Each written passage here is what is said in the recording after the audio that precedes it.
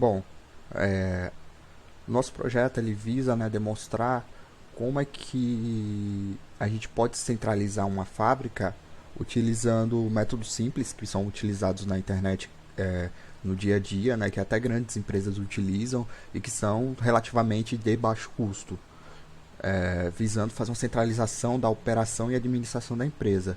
Hoje, como é que é feito essa parte de administração e administração e operação? Né? As fábricas, elas têm cada fábrica dentro de uma indústria, porque assim, uma indústria pode ter uma fábrica, duas fábricas, três fábricas, quatro fábricas, né? E cada fábrica, ela administra e opera a operação de forma descentralizada, né? Cada uma gerencia de uma forma diferente, né? É claro que elas estão interligadas com uma central de operação, mas a tomada de decisão dentro da fábrica cabe à própria administração. Então, o que a gente está propondo, né? A gente está querendo tirar essa descentralização dentro da fábrica e botar apenas para uma central, ou seja, a central ela vai recolher todos os dados da fábrica, entendeu? E após esse recolhimento de dados, ela pode fazer um estudo posterior e pode estar comandando as máquinas, sendo desativando, ativando, aumentando a velocidade de produção, diminuindo a velocidade de produção. Ela pode estar vendo aonde ocorreu um erro. Então, essas tomadas de decisões que antes era tomada pela administração da fábrica vai ser descentralizada para um único local. Tudo isso visa uma redução de custos, com certeza, já que cada fábrica vai diminuir um setor, né? Ou seja, são menos pessoas trabalhando dentro de cada fábrica e, consequentemente, isso reduz um custo, né? Outro problema encontrado na forma descentralizada é um intercâmbio de informações entre a central e a fábrica. Ou seja, às vezes a central manda um procedimento para a fábrica fazer, e por falta de comunicação ou o erro do próprio administrador, do operador, eles acabam cometendo erros que poderiam ser evitados. Dessa forma, a gente está utilizando uma central para poder fazer diretamente essas operações. Visto aqui, esse desenho aqui, a gente foi criado para mostrar como é que pode ser feita a centralização de operação, certo? Então, dentro de uma indústria, a gente pode ter, como eu já havia dito, pode ter uma fábrica 1, pode ter uma fábrica 2, fábrica 3, fábrica 4, certo? Onde todas essas fábricas serão comandadas pela central. Essa central aqui, ela é quem vai fazer toda a operação dentro das fábricas da indústria, certo? E como é que vai ser feita toda essa operação? Essa operação vai ser feita por um serviço chamado de microserviço RESTful, que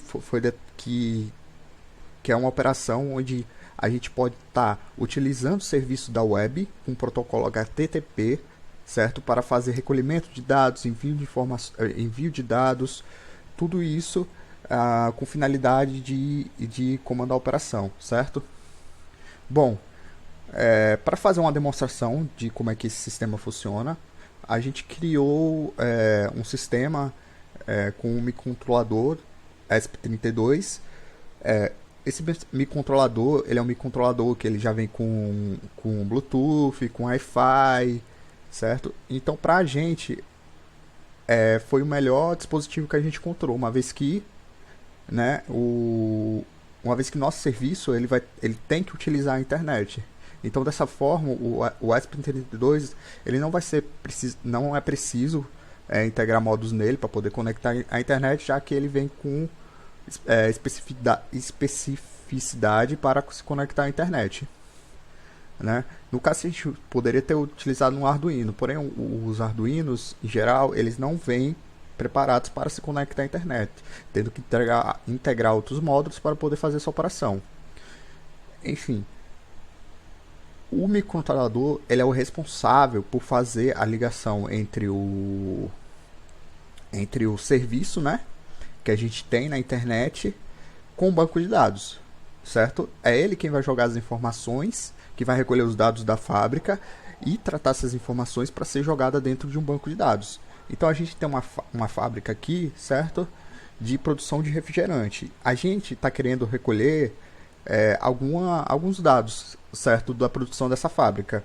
Então a gente colocou três sensores, para para a gente saber a quantidade de água que está sendo utilizado naquela fábrica, um sensor para contar a quantidade de açúcar em quilos que está sendo utilizado na fábrica e a quantidade de refrigerantes produzidos, certo? Então todos esses sensores irão mandar as informações para o Arduino, sistema embarcado Arduino, que seria, no nosso caso, é o ESP32, né, que é um sistema embarcado, e posteriormente vai estar jogando essa informação para o nosso serviço RESTful, que é para a internet. Jogando esses dados para o nosso serviço na internet via protocolo HTTP, ele faz a inserção do banco de dados, certo? Aqui na parte direita da tela, a gente demonstra como é que é feito, como é que é salvo, né, essas informações dentro da fábrica. Visto que a gente tem três sensores, a gente definiu, né, a quantidade de litros.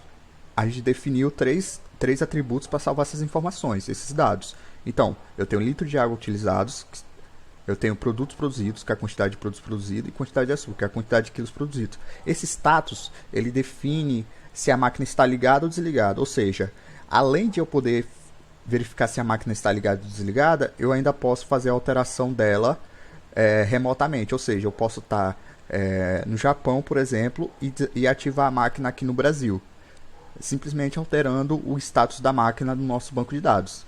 Se você puder ver aqui, o nosso sistema já está em funcionamento por trás. Eu vou estar explicando posteriormente, mas se a gente atualizar o banco de dados, você vai poder ver que as informações já estão sendo coletadas. Porque o que acontece?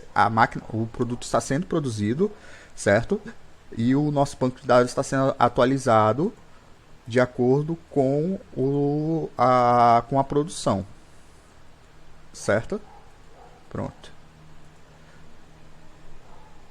Por trás desse sistema, nós temos o sistema, né? Nós temos o código que vou mostrar rapidamente aqui, que é o código, só um minuto, do Arduino.